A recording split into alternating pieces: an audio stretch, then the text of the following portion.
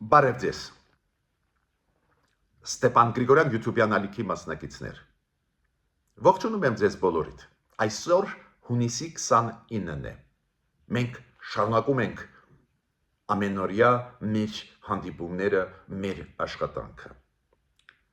Այսօր էլ մենք կխոսենք եւ դրական զարգացումների մասին, դրական քայլերի մասին, որոնք անում է Սփյուռքայությունը, Հայաստանը, մենք փորձագետներս։ Այսօր էլ ես կբերեմ օրինակներ, ոնց են պետությունները պաշտպանում իրենց շահերը, քանի որ աշխարհում շատ բաներ փոխվում են, ու դու պետք է adekvat արձագանքես։ Ակնհայտ է, որ Հայաստանի կառավարությունը փորձում է adekvat արձագանքել այս վտանգներին, դրա մասին անպայման կխոսենք։ Օրինակ, ինձ մոտ չկա կասկած, որ Կրեմլը եւ Բաքուն ուզում են ապակայունացնել Հայաստանը։ Ես համոզված եմ այդ ծրագիրը կա։ Փորձել ներսից մեզ քանդել, մեզ ապակայունացնել, ինչու համար։ Այս փուլում լուծել շատ կոնկրետ խնդիր, վերահսկել այդպես կոչված Զանգիզուրի միջանցքը, վերահսկել ճանապարհները Հայաստանի հարավում, որոնք հնարավոր է որ կբացվեն, ու իրենք են ուզում վերահսկել, ուզում են խլել այդ ճանապարհները Հայաստանից։ Հիմա ո՞նց կարող ես հասնել։ Դրսից ագրեսիա անել իրոք լուրջ խնդիր կլինի, լուրջ խնդիր կառաջանա Ադրբեջանի առջև։ Ուրեմն փորձում են ներսից մեզ ապակայունացնել։ Այդ ապակայունացման փորձերը մենք տեսնում ենք, կառավարությունը փորձում է քայլեր անել պաշտպանվելու համար այս ապակայունացման հնարավոր քայլերից։ Դրա մասին էլ անպայման կշարունակենք խոսել, նաև Նիկոլ Փաշինյանը նոր 2 թե 3 գրառումներ արեց իր սոցցանցերում, շատ ուշագրավ, դրանց մենք հիմա կանդրադառնանք։ Բայց միջ այդ ես կբերեմ օրինակներ, ոնց են պետությունները պաշտպանում իրենց շահերը, անպայման կբերեմ օրինակներ կապված լարվածության, որը հիմա կա Ադրբեջանի Իրանի միջև, Ադրբեջանի Ռուսաստանի միջև, երկու ավտորիտար ռեժիմներ ինչ որ ռազմորկերքի մեջ են, Ռուսաստանի ու Ադրբեջանի մասին է խոսքը, Իրանի դեպքում շատ ուշագրավ լարվածություն հիմա կա Իրան-Ադրբեջան։ Մենք դրա մասին կխոսենք, ուրեմն ես խնդրում եմ ձեզ բաժանորդագրվել, կիսվել, լայքել, աջակցել մեր YouTube-յան ալիքին, ձեր աջակցությունը անչափ կարևոր է մեզ համար, ակտիվ է զարգանում մեր YouTube-յան ալիքը, մեր ինֆորմացիան, որը ես ձեզ տալիս եմ, ստուգված ինֆորմացիա է, մեր վերլուծությունները ժամանակը ցույց է տալիս շատ adekvat են, ուրեմն շարունակենք մեր աշխատանքը։ Երբ ես ասեցի դրական զարգացումների մասին ու համարում եմ, որ միշտ մենք պետք է բերենք այդ օրինակները եւ Սփյուռքայության համար, եւ Արցախայության համար, եւ բոլոր Հայաստանի Հանրապետության քաղաքացիների համար, որ մարդիկ հասկանան, որ գնում է աշխատանքը։ Մենք ճիշտ ենք անում, որ ավելի շատ ենք պահանջում կառավարությունից։ Ճիշտ ենք անում, երբ որ սխալներ են արվում, ուշադրություն դրա վրա դարձնում են։ Եթե հաջողություն դրական քայլեր են, նորից նշում ենք, դա ճիշտ ճանապարհ է, ինձ հավատացեք, այս ալեկոծվող աշխարհում, այս բարդ իրավիճակում։ Բայց պետք է ճիշտ ասենք, կառավարությունը շատ ու շատ հարցերում բավական հիմա ակտիվ աշխատում է։ Օրինակ, մենք բազմիցս ասել ենք, զգուշ եղեք։ Կրեմլը, Բաքուն կարող են օգտագործել տարբեր մարդկանց, տարբեր խմբեր մեր պետականության դեմ ուղղված։ Ու օգտագործեք ավելի հաճախ այդպես կոչված նոն գրատայի ինստիտուտը, անցանկալի անձ ինստիտուտը։ Ու երեք Հայաստան պետք է մտներ Ֆրանց Կլինցևիչը, ում չթողեցին որ մտնի Հայաստանի տարածք։ Մեր սահմանապահները զգուշացրեցին, որ ինքը նոն գրատա է, անցանկալի անձ է Հայաստանում ու պետք է վերադառնա հետ։ Հիմա ով է Ֆրանց Կլինցևիչը։ Ինքը Աֆղանիստանի վետերանների, Ռուսաստանի, Աֆղանիստանի վետերանների միության ղեկավար է։ Կոպիտ ասած, լավ էլ գիտի ոնց պետք է օպերացիաներ անցկացնել, ոնց պետք է, եթե պետք է, ապակայունացնի իրավիճակը, ինքը անցել է Աֆղանիստանում այդ փուլերը, հիմա կարող է երիտասարդներին սովորացնի ու սովորացնում է։ Ու մեր կառավարությունը համարեց, որ դա վտանգավոր է, որ այս ձևի մարդիկ այս փուլում Հայաստանի լարված ներսի վիճակում մտնեն Հայաստան։ Ողջունում եմ այդ որոշումը։ Իդեպ ասեմ ձեզ այդ մարդը եւ եղել է Պետդումայի պատգամավոր եւ եղել է Ռուսաստանի սենատոր,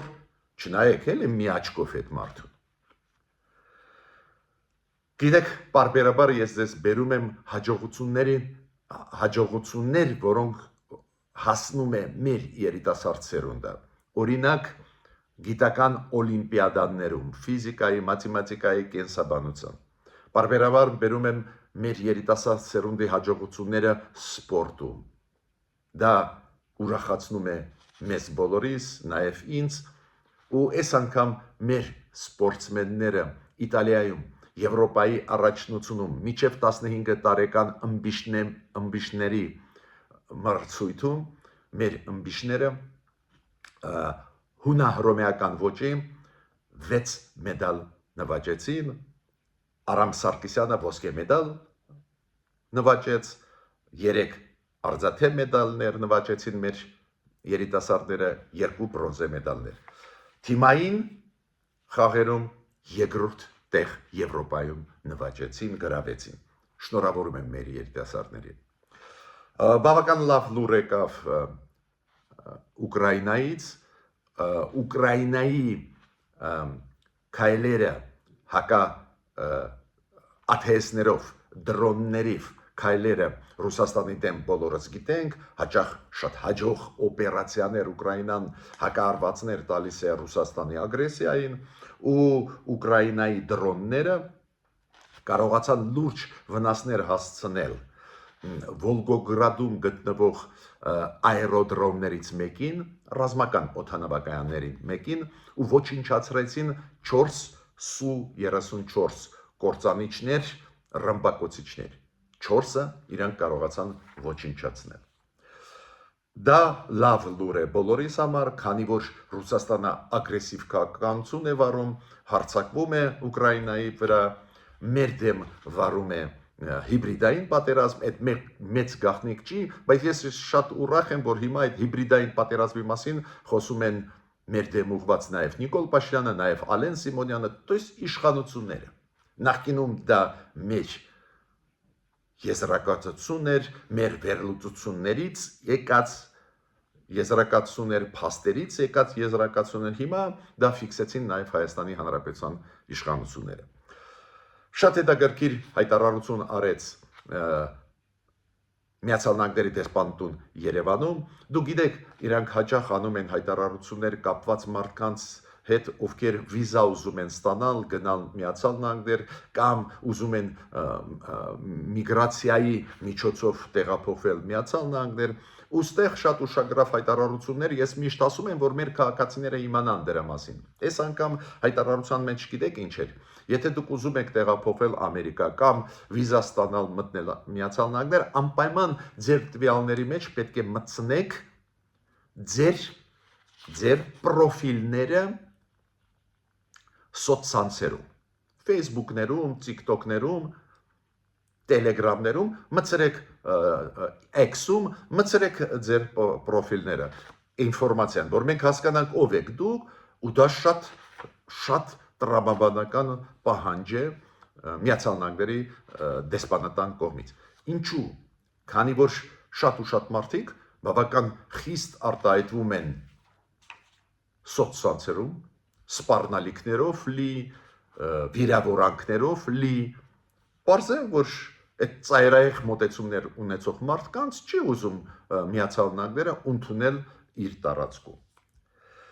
Շատ լավ լուր էր Հնդկաստանից, Հնդկաստանի բավական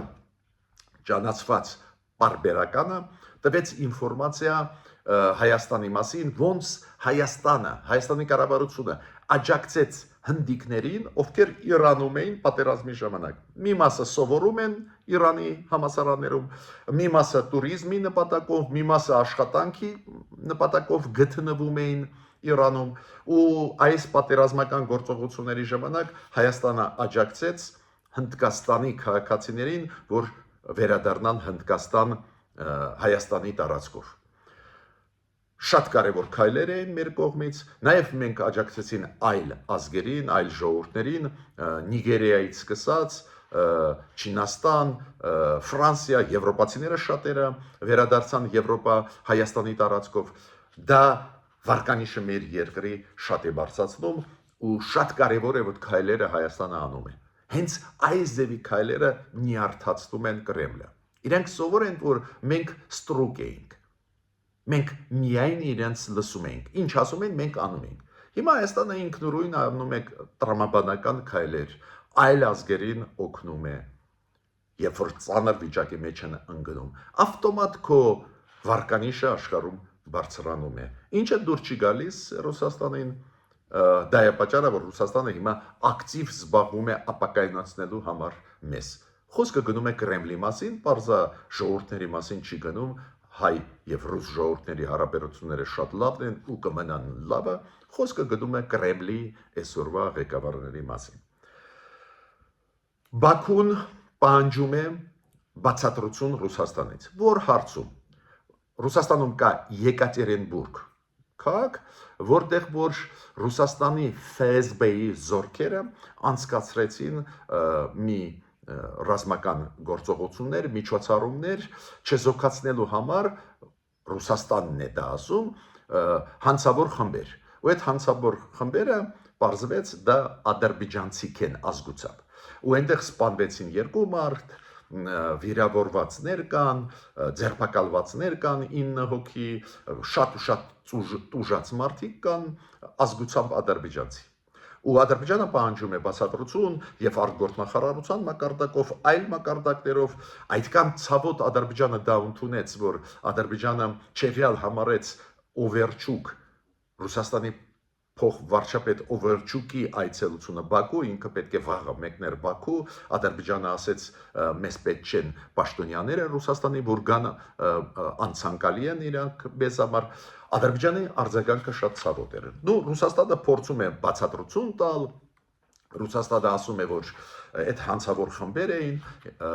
ազգությամբ ադրբեջանցի, բայց իրանք քաղաքացի են Ռուսաստանի։ Ադրբեջանը բավարարված չի, ասեցի նոր Օվերչուկը, որը շատախոս է, Հայաստանից շատ է խոսում, երեք մենք խոսացել ենք, որ շատ է խոսում ու հիմա ուզում էր գնալ Բաքու, Ադրբեջանը իրան մերժեց գալը։ Նու գիտեք, Ադրբեջանը խոսում է տվել Պուտինին, Ալիևը, որ եթե Արցախի հարցը լուծվի ի օգուտ Ադրբեջանի ու Պուտինը աջակցեց Ադրբեջանին, մենք բոլորս այդ պատմությունը գիտենք, դրա դիմաց Ադրբեջանը կմտնի Եվրասիական տնտեսական միություն, պարզա միամիտ չկա, Ադրբեջանը ոչ էլ պլանավորում է, ու հիմա Ադրբեջանը չի ուզում գնալ դեպի Եվրասիական տնտեսական միություն ու բարբերաբար տարբեր հարցերով մենք տեսնում ենք այդ լարված վիճակ Ռուսաստան-Ադրբեջանի միջև։ Նաև Օվերչուկը գնում էր այդ ԵԱՏՄ-ի հետ կապված քննարկել, պարզ է Ադրբեջանը մոգոնեց պատճառ, ինչու չի ընդունում Օվերչուկին։ Այս երկու ավտորիտար ռեժիմներ ուտում են իրանց։ Մեկ-մեկ համընկնում են իրանց շահերը, օրինակ մեր դեմ ուղված, մեկ-մեկ տարբեր են, բայց լկտիությունը Ադրբեջանի նրանում է, ինքը ասում է իրենք ադրբեջանցի են։ Ռուսաստանը ասում է իրենք Ռուսաստանի քաղաքացի են, հանցագործություն կատարել են, հավատալ թե չհավատալ Ռուսաստանին դա ուրիշ խնդիր է։ Բայց Ադրբեջանը լկտի պահում է, ինքը ասում է, հա, քաղաքացի են ձեր, բայց ադրբեջանցի են, ուրեմն դուք պետք է կարգին ձեզ պահեք։ Այո,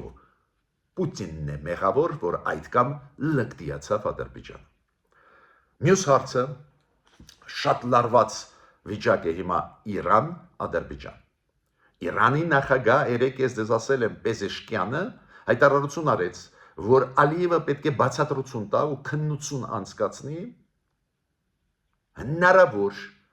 Իսրայելի ԱԹՍ-ների մուտքը Ադրբեջանի օդով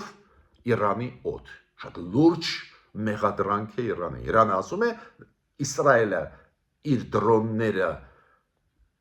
դրոններով Ադրբեջանի տարածքով օդային մտավ Իրանի տարածք ու ռմբակոծումներ մեր օբյեկտները։ Ու պարզ է Ալիևը ասում է դա անհետեցություն է, չի կարող լինել, բայց Իրանը առանց փաստերի չէր կարող այդ բան պահանջել։ Չէր էլ պահանջի, բայց պահանջում է, քանի որ փաստեր կան։ Հիմա ինչի է զայրացած Ադրբեջանը։ Նաև զայրացած է ոչ միայն Պեզեշկյանի պահանջից, նաև Ադրբեջանը զայրացած է, քանի որ Հայաստանում Իրանի դեսպանը Մեհդի Սոբհանի բարձրացրեց այդ հարցը, որ ինքնակոչ պահանջներ դնում է Ադրբեջանը, բարձրացնում է, դուք գիտեք, այս արևմտյան Ադրբեջան եզրույթը մենք դժգոհ ենք, մենք դրա դեմ խոսում ենք, մեր արտգործնախարարությունը դրա մասին խոսում է, վարչապետը խոսում է, բայց բացի դրանից շատերը մոռանում են, որ արևմտյան Ադրբեջան մարզ կա Իրանում։ Իրանը իր տեսանկյունից էլ նայում է այս նկրտումների Ադրբեջանի։ Ադրբեջանը երբ որ ասում է արևմտյան Ադրբեջան դա զգալի մասն է Հայաստանի, Հայաստանը պարտավոր է ընդունել ադրբեջանցիներին, Իրանը դա նաև այլ կոնտեքստում է նայում, որ դա հավակնություն է արևմտյան Ադրբեջան նահանգի, ի պաշտոնե Իրանում կա Էզևի նահանգ։ Ու դեսպանը Մեհդի Սոհբանի բարձրացրեց այդ հարցը, ինքը ասում է, ինչ ինքնակոչ պահանջներ են նաև պատմական Ադրբեջանի կողմից։ Ու դեսպանի Իրանի Հայաստանում հարցադրումը շատ կորեկտ էր, շատ ճիշտ էր, ինքը փորձառու դիվանագետ է, շատ ճիշտ ձևակերպում է, բայց Ադրբեջանի արտգործնախարարությունը արձագանքեց, այս ինչ են ասում, մենք ոչ մի պահանջներ չունենք եւ այլ, բայց Իրանը ինչ է ասում։ Հիմա մեզ բացատրեք, ինչի թողեցիք, որ Իսրայելի ԱԹՍ-ները, ռազմական դրոնները մտնեն Ադրբեջանի տարածքով, օդով մտնեն Իրանի օդ։ Շատ լուրջ սկանդալ է գնում Իրան-Ադրբեջան հարաբերություններում, Ալիևը ասում է դա անհետեցություն է, դա մեր թշնամիներն են անում, հայերը եւ այլ։ Մինչդեռ հարցադրումը շատ օրինական է, շատ ճիշտ է, ու այդ սկանդալը զարգանում է։ Ես պետք է ստեղ ասեմ, որ Հայաստանը այս հարցով շատ էֆեկտիվ աշխատեց եւ փորձագետները Հայաստանի եւ առանձին ԶԼՄ-ները տարածեցին այդ ինֆորմացիան, որ այս ձևի վտանգ կա Իրանի համար եկող Ադրբեջանից, Իրանի պարզ է հատուկ ծառայությունները կասկած ես չունեմ ուսումնասիրել են ու ֆիքսել են այդ փաստերը, հիմա Իրանը պահանջում է բացատրություն Ադրբեջանից։ Մյուս օրինակը ոնց է պետությունները իրանց շահերը պաշտպանում, Դանիայի օրինակն է։ Դուք գիտեք, որ Դանիան մոտավորապես մի 2-3 շաբաթ առաջ Դանիայի պարլամենտը որոշում ընդունեց, որ ամերիկացի կարող են հիմնել բազաներ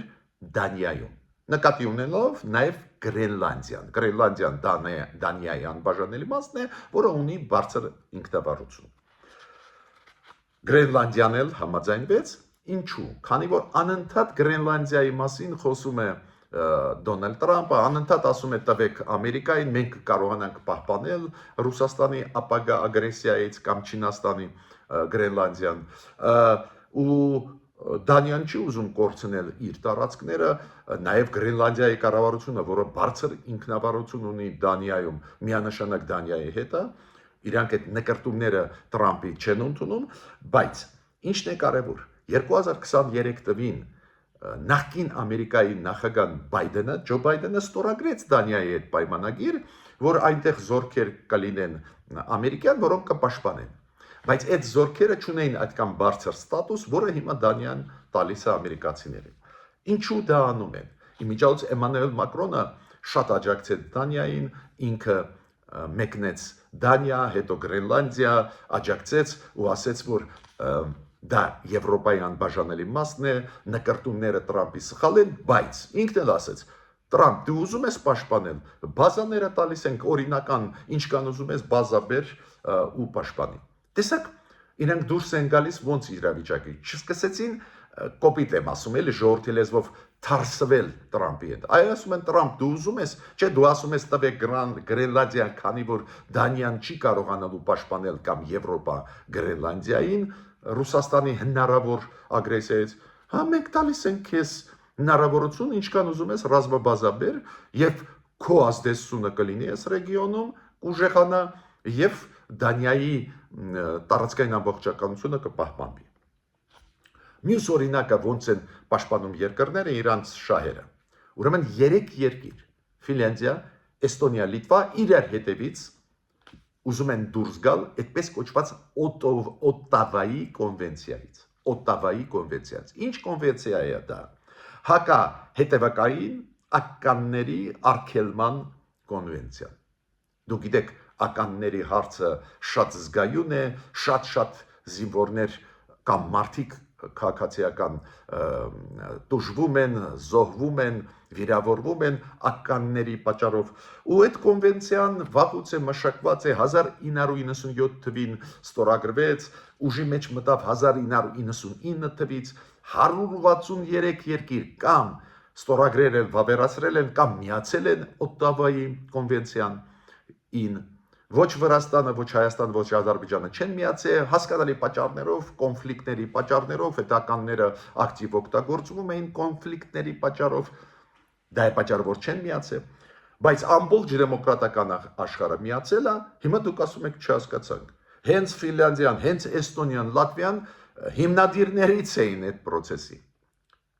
Այո, աշխարհը փոխվում է, վտանգները գալիս են, ու Ֆինլանդիան, Լատվիան, Էստոնիան, ովքեր ունեն սահման ցամաքային Ռուսաստանի հետ, իրոք շատ վախում են Ռուսաստանի հարձակումներից։ Ռուսաստանը ագրեսիվ քաղաքականություն է վարում։ Ուկրաինայի պատերազմից հետո իրանք չեն հավատում, որ Ռուսաստանը կկանգնի։ Ես ավելին ձեզ ասեմ, նույնիսկ ՆԱՏՕ-ի գլխավոր քարտուղարը ասաց, որ այսօր Ռուսաստանը զենք զինամթերք այդքան շատ է արտադրում, ինչքան ամբողջ ՆԱՏՕ-ի պետությունները բոլորը միասին։ Ու իրանք հասկանում են, ինչի համար այդքան շատ արտադրում է Ռուսաստանը, որի տնտեսությունը ՆԱՏՕ-ի պետության տնտեսություններից 100 անգամ ավելի թույլ է։ Ինչի այդքան արտադրում է, պարզ է, հենց հարձակվելու համար։ Նաև այդ թվում հարևանների, նաև այդ թվում Ֆինլանդիայի, նաև այդ թվում Բալտյան երկրների։ Ու այդ Բալտյան երկրները դուրս են գալիս այդ կոնվենցիայից, որ իրանց սահմանամերձ շրջաններում ականապատված այդպես դաշտեր ստեղծեն։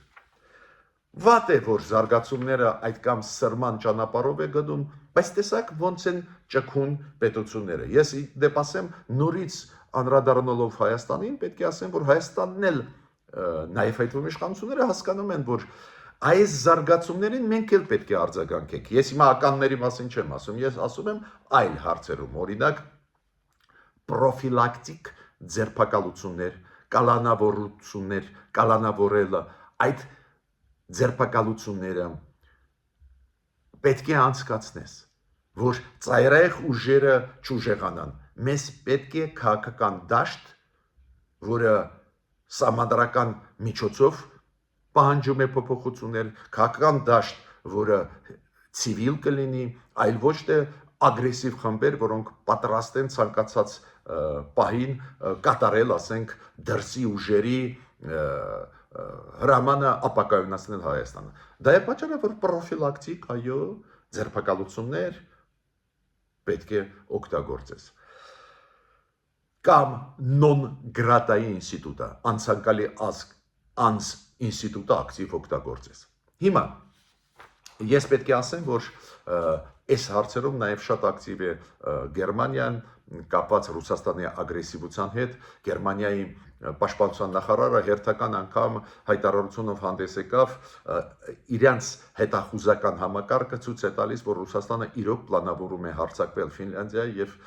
Բալտյան երկրների վրա, ու դա է պատճառը, ինքը ասում է, ժամանակ չպետք է կորցնենք, պաշտպանվենք, ուժեղացնենք մեր պաշտպանությունը, որ չհամարձակվի Պուտինյան Ռուսաստանը մեր վրա հարձակվել։ Ու հիմա գլխավոր հարցին ուզում եմ անդրադառնալ։ Նիկոլ Փաշինյանը շարունակում է գրել պոստեր Facebook-ում առաջի հերթին, ու պոստերից մեկում ինքը գրեց, եկեք հուլիսի 1-ից մինչև հուլիսի 5-ը չօգտագործենք կոշտ հռետորաբանությունը, ավելի կուլտուրական ցիվիլ ձևով արտահայտվենք, նայենք ինչ է ստացվելու։ Պարզ է Նիկոլ Փաշինյանին հասնում է դժգոհությունը նաև միջազգային կառույցների, նաև մեր հասարակության, որ իր պոստերը, իր ասածը, օրինակ եկեղեցականների նկատմամբ բավական կոշտ է, բառապաշարը կոշտ է օգտագործում, իրեն դա հասավ ու ինքը արձագանքեց, ասեց լավ, հուլիսի 1-ից 5-ը ավելի մեղմ արտահայտվենք։ Լավ է դա, քանի որ իշխանության կողմից առանձին դեպքերում լարելը հարաբերությունների ներսում միգուցե տրամաբանություն ունի, բայց չի կարող շարունակել անverջ, ուրեմն դա լավ մեսեջ է, բայց երկրորդ շատ ուշագրավ բան ասեց Նիկոլ Փաշինյանը, որը ինձ շատ մտահոգեց։ Ինքը ասում է, հասկացանք, որ կա հիբրիդային պատերազմ։ Մեր դեմ վարվում է հիբրիդային պատերազմ։ Իմիջիալս ասեմ ձեզ, շատ լավ է, որ մեր իշխանությունները ընդունեցին, որ վարվում է Հայաստանի դեմ հիբրիդային պատերազմ, որին մասնակցում է նաև Ռուսաստանը։ Ես այդ ոչ թե իմ խոսքերն են, դա ասեց եւ Ալեն Սիմոնյանը եւ Նիկոլ Փաշինյանը։ Լավ է, որ հասկանում է, որ հիբրիդային պատերազմ է վարվում, բայց ինքը ասեց, հասկացանք, բայց երբ որ լրագրողը Հայաստանի տալիս է հարց կապված ուրանի հետ, որ իբր պահում են Դիլիջանի ազգային պարկում, ասում է դե բոլոր սահմանները անցնում է կամ ագենտ է, կամ չգիտեմ նախկիների հետ կապված ԶԼՄ լրագրող է եւ լրատվամիջոցի ներկայացուցիչ է, կամ սադրանքային լրատվամիջոց է, կամ ֆեյքային, լրիվ համաձայն եմ այս հարցով Նիկոլ Փաշինյանի հետ, բացատրեմ ինչու։ Այն լարվածությունը, այն պատերազմը, որը Իրանի դեմ հիմա օգտագործվեց, այդ օպերացիան, ինչի հետ է կապված, մարդիկ ասում են, մենք կասկածում ենք, Իրանը ուզում է ունենալ միջուկային զենք ու մենք կասկած ունենք, որ խաբում է մեզ, որ իբր Իրանը չի ուզում։ Ու դա դարձավ լեգիտիմության հիմք, որ լեգիտիմ հարված են Իրանին։ Հիմա Իրանը ասում է, չենք անում մենք զենք միջուկային, չենք էլ պլանավորում, բայց նույնիսկ Իրան աջակցած պետությունները պահանջում են Իրանից, որ ձեռք չբերի միջուկային զենք։ Ու միայն այն կասկածը, որ կարող է Իրանը խաբում է, բերեց նրան, որ ռմբակոծեցին եւ Իսրայելը եւ Ամերիկան այդ երկիրը։ Իրոք աշխարհը չի ուզում, որ միջուկային զենքը տարածվի։ Իրոք բոլորս չենք ուզում։ Բայց նույնիսկ կասկածը բերեց այս ձևի անցանկալի զարգացումների ու ինչ որ մեկը ասում է, որ ուրանը հարստացված, մենք ինչ որ տեղ ենք տանում պահում։ Ակնհայտ սադրանք։ Ու լավ է, որ վարչապետը արձագանքեց, բայց արձագանքը նաև պետք է լինի օրենքի շրջանակներում, հետախուզական ինստիտուտները համապատասխան պետք է զբաղվեն, նաև ԱԱՑ-ն այդ հարցով։ Որտեղից է գալիս այս ձևի հարցը։ Հայաստանը ՄԱԳԱՏԵ-ի հետ փայլուն աշխատում է այդ միջազգային ատոմային էներգիայի կազմակերպության հետ ՄԱԿ-ի փայլուն աշխատում է, իրանք շատ գոհ են, ոնց ենք մենք